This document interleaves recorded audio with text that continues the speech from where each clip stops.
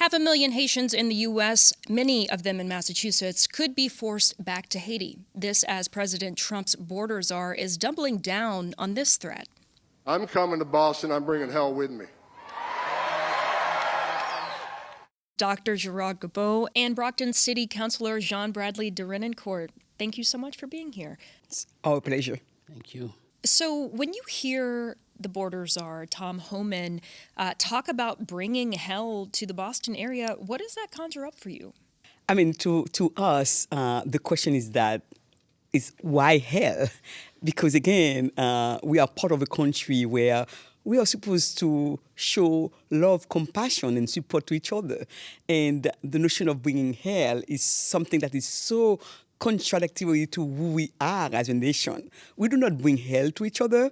We support each other, we help each other, we guide each other. So I don't understand why, among all things that he could be bringing, that he is mentioning hell. So it's so weird for us to hear something like this coming from a high, person in such a high authority. So it's so hard. Councilor, this is coming as a result of the Trump administration announcing that they would be ending temporary protected status for Haitian migrants in the U.S. In August. Remind us what TPS is. Well, let me just put it to you like this, based on the first question that you asked, right? So when you have someone like this guy, going on live television, making such a statement in terms of coming to Boston to bring health, for me, I think he should be ashamed of himself in terms of the nature of this country, whereby we as a nation of immigrants since day one, if you go back to 1492, that's the basic foundation of who we are as people. But let's just go back to what you are saying, though. So the TPS is something that, the TPS is an opportunity for people who come in this country, whereby for whatever reason, especially in the case of Haiti, where the situation is so complex, people are dying day in and day out. And of course, the U.S. government has a lot to do with it, with the political instability. People don't understand that, right?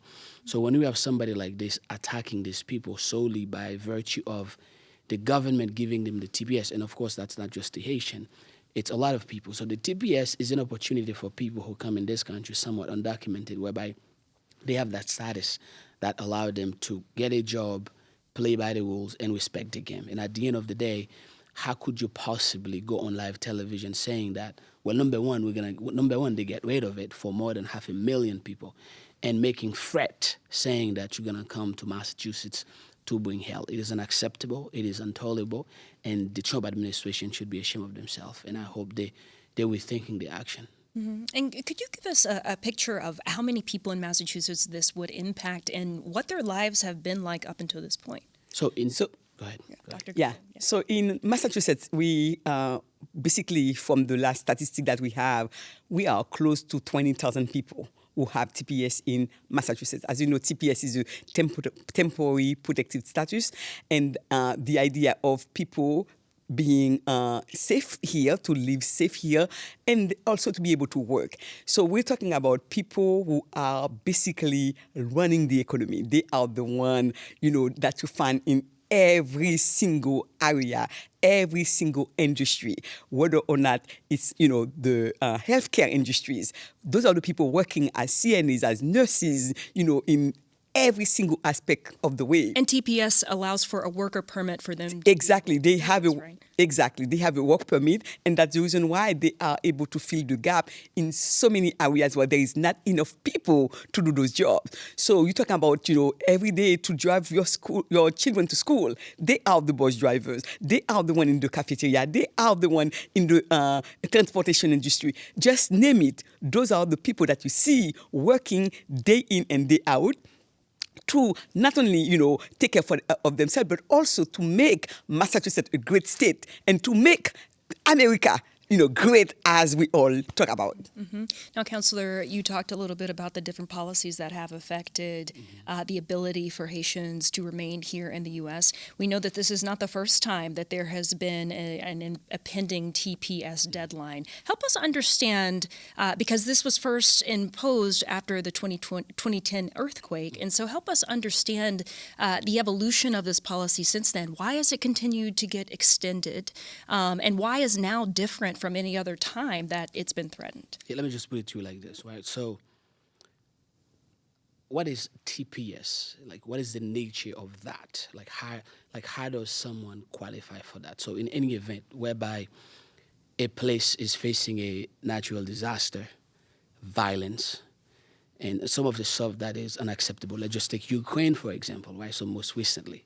So a lot of people from Ukraine were qualified for TPS, and obviously the U.S. government was more happy to bring them in. Why was that? Well, let's face it, though, because we look different. And I'm pretty bold. And the issue is that, so TPS is not new. Maybe these people should take a course of history, so maybe like a crash course, have somebody educating them in terms of like what it is. So a lot of people, and I always say this, there's a difference between the American government and the American people, whereby the American government, the so-called politicians, are using a system to make people angry. And I forgive the American people because there's a lack of understanding, if not a level of ignorance, because they don't understand. So in the case of Haiti, if you recall, in 2010, we had a natural disaster whereby so many people got killed because of the earthquake. By virtue of, the TPS, some of us were able to come in this country. Matter of fact, I came in this country myself, not on TPS, but I came in December 2010. So it doesn't mean that I'm better than those that came on TPS, but I'm just giving you an example. And as we speak, I'm talking to you as an elected official, right? So they were able to come in this country because of what was going on down there. And it's not just the earthquake. As we speak, people are dying in Port-au-Prince by virtue of gang violence. And what I mean by gang violence, it's a collaboration between the Haitian politician and those people on the street. So whereby the only hope is for these people to take the risk to go through Mexico or wherever they come from to find a peaceful place for their family. And that peaceful place is America. And now we are taking it off. And as we are speaking, you got these people in the nursing home, at the grocery stores, everywhere you can possibly think. These are the people that are taking care of your grandmother, your grandfather, your cousin, your sister, anywhere. So it is a racist act. It's something that they are doing because, it makes the news, sending all the Haitian back home. But it's not just the Haitian who are undocumented in this country. You got Italian who are undocumented here. You got Irish who are undocumented here. You got Greek. So when people talk about immigration, especially undocumented people, they usually focus on like those of us who come from Africa and some of us who are Latino or Latinas and Haitian. At the end of the day, I know a lot of Greek who are undocumented. I know a lot of French people who are undocumented. I know a lot of Canadian who are undocumented. But these are the faces that you will never see on television. And if I recall back in 2010, President Trump stated that he wants migrants from Norway. I mean, obviously, you're talking about white people with blue eyes. Don't get me wrong, there's nothing racist about it, but these are the people that he felt comfortable to bring here. But when you are talking about Haitian people, it's a different story. And we recall he used some pretty disparaging language to describe Haiti and other countries. Now, let me ask you, because this is temporary protected status, and this is something that the Trump administration, a word that they've emphasized in this move, was it that there was a time at which it would have been hoped for or ideal for this status to end and for people to be able to return to Haiti under peaceful and lawful circumstances? Or was it always that the hope was that people would be able to establish citizenship here? So, Dr. Gabeau. So again, as you know, TPS is temporary. However, every at the end of the protection period, right? The U.S. has to lead a group in Haiti to research, to document whether or not the situation in Haiti has been improved or not. Since 2010, it's been like what we call a downward spiral, where the country has been, it's almost like every day the condition in Haiti has been degrading, has been deteriorating to the point now it's almost like life is impossible. One client put it this way: it's like in Haiti, it's almost every day it's an encounter with death because of the magnitude of the issue of gang violence in Haiti. So the reason why we had this extension is because at every single report, the situation has not been improved. That's the reason why they continue to extend. But the big question should be, to what point that someone can remain in this country temporarily? Why is it that Congress cannot enact a law by which if you are a law-abiding citizen, you're working, you're not in any violation with law, why is it after a number of years that you cannot become a permanent resident here? So, and I think that's the big issue, because for so long those people have been here. It's been 15 years, and we know that nothing is getting better in Haiti. So why is it that they cannot have access to a different pathway? And I think that's the big question. So, Dr. Gabeau, I know you do a lot of work on the ground here. I know you also have a sister in Haiti who, yes, in a parallel effort, does a lot of work on the ground to help those who are facing these challenges. What are you seeing in communities here in Massachusetts amid this news? Oh, I mean, it's fear, or it's panic, it's anxiety, it's stress, just name it. Basically, all of those news are simply putting people in a very bad situation compared to where they were. So, and I think it's not healthy for you to live in fear. It's not healthy for you to decide whether or not to send your children to school, or to go to work, or to go to school. It's not healthy, because we need those people to continue to live, as they should. And as you said, my sister's in Haiti, and every day I'm in touch with her to know exactly how things are. And as I said, things are not improving. And right now, if you were to tell me, if I were to tell my sister to come here, there's no way that she can make it here, because even the airports are closed. So that's how bad the situation is. And that's the reason why right now people who are here, they don't have a place to go back to. They cannot even go back to Haiti, even if they wanted to go back to Haiti. And for us to add fear to their already, very difficult situation, I don't think it's fair. Mm-hmm. And Councilor, what about you? I mean, what are you seeing in communities, but also what are you hearing about how people are viewing this move from the U.S. government? It's like, I mean, obviously, we are talking about the Haitian situation, but TPS is very general. And obviously, whenever you're thinking about deportation, and don't get me wrong, like, I believe if you come in this country, right, you do something crazy, like killing somebody, you gotta go. I believe in that. And you rape somebody, you have to go. I am in favor of that. But if you come in this country, play by the rules, respect the game, trying to put food on the table for your family, come on, we are Americans and this is America. And let me just put it to you like this, though. That news is destroying people physically, mentally, psychologically, and emotionally. And at the end of the day, it's not just the folks who are undocumented, even those of us who happen to be U.S. citizens. So the problem is that, so the issue is deeper, where you got people who refuse to send children to school because they worry about ICE come and pick them up and send them back home.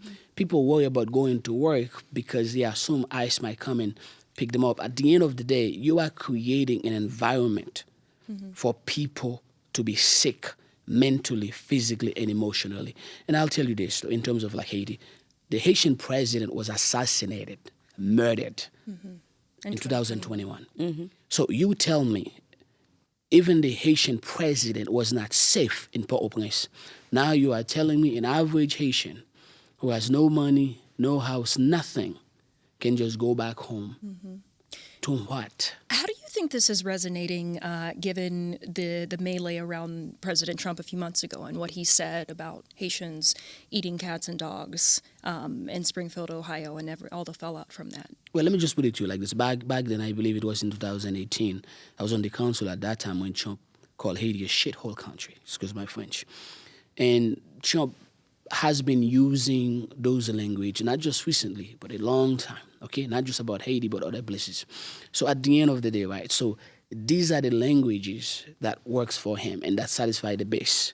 And that's why I said earlier, because the difference between the American government and the American people are totally, different. Because if you go to an American person who tells, let's just take yourself, you got 2 kids, you got 2 beautiful daughters, husband and wife, in Haiti right now. Your only exit is to find a place whereby you can be safe and your daughters can be safe and your husband can be safe. What would you do? Most Americans will tell you, I'm going to look for a safe place. We need to be able to empathize, not just with the Haitian people, but with people across the globe. Because at the end of the day, the greatness of America is based on our diversity, and that's our strength. We are the only nation on the planet whereby you can find somebody who speaks the language of every group and every culture. And sometimes people misunderstand America. America is not just an Italian America or an Irish America or a French America. America is us. America is a melting pot. That's what people need to understand. So when you are talking about those people and these people, you got to understand the nature of America was based on migrant. When people from England coming here, it would have been the same thing to say that, well, you got to go back to your country. The Native American could have said it. They did not do that. I understand we have rules and regulations that must be followed. Like I stated before, if you come in this country and you want to put, you want to kill somebody, you want to rape somebody, you want to do stuff that is outrageous, I'm in favor of putting you in an airplane and send you back home. But if you come in this country in the search of a better life, to put food on the table, to protect your children, to embrace this community, which is what most of us have been doing. Yeah. You deserve to have a chance in this space. But in terms of Trump, I mean, Trump was born with a silver spoon. There's nothing wrong with that. But Trump doesn't know what it means to be hungry. He doesn't know what it means to be homeless. He doesn't know what it means. And at the end of the day, you see somebody like this guy who is working for him. Like I said, he need to educate himself. He need a history course to understand the nature of America, whereby that will help him understand the true value of who we are as people. Dr. Gabeau, I'm going to give you the last word just to let us know for the nearly 5,000 people who are going to be impacted by this, what should they be doing right now? So currently we are working with all the advocates, the lawyers, the allies, everyone that you can think or imagine for us to come up with a strategy. But currently, I think what we are telling people is to remain calm, not to make any decision that will have, a worse outcome for them. Just wait for all of us as we come together to make sure that we know how to protect you. Because again, at the end of the day, as we said, it's America, where we are a country of law, and we know that at the end of the day, that's what we're going to win, because again, we have the law on our side. Thank you. Dr. Geralde Gabeau and Brockton City Councilor Jean Bradley Derenoncourt, thank you both so much. Thank you. Thank you.